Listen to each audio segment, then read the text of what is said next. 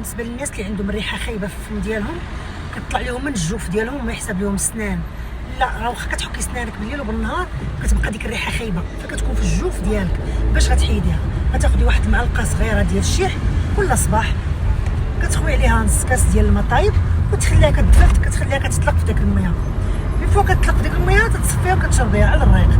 منها كتغسل لك المصارن ديالك، ومنها كتحيد لك الريحه الكريهه اللي كتطلع لك من الجوف ديالك.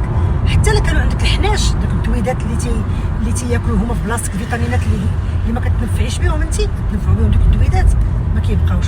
قلتي ماشي هاد المعلومه. الله يخلي لي عكوزتي، الله يخلي لي عكوزتي، مرا كبيره ما شاء الله فايته 100 سنه، كتعطيني وصفات اللي واعرين كنشاركوا مع الناس، وبغينا رحمه الوالدين، ما بغيناش التعاليق الخايبين. هادشي اللي كاين. بالنسبه للناس اللي عندهم الريحه خايبه في الفم ديالهم، كتطلع لهم من الجوف ديالهم وما يحسب لهم السنان. لا راه واخا كتحكي سنانك بالليل وبالنهار كتبقى ديك الريحه خايبه، فكتكون في الجوف ديالك. باش غتحيديها غتاخدي واحد المعلقه صغيره ديال الشيح كل صباح، كتخوي عليها نص كاس ديال الماء طايب وتخليها كتدفى، كتخليها كتطلق في داك المياه. من فوق كتطلق في داك المياه تتصفيها وكتشربيها على الريق. منها كتغسل لك المصارن ديالك، ومنها كتحيد لك الريحه الكريهه اللي كتطلع لك من الجوف ديالك. حتى الا كانوا عندك الحناش، داك الدويدات اللي تياكلوا هما في بلاصتك، الفيتامينات اللي ما كتنفعيش بهم انت، كتنفعوا بهم دوك الدويدات ما كيبقاوش. قلتي ماشي هاد المعلومه.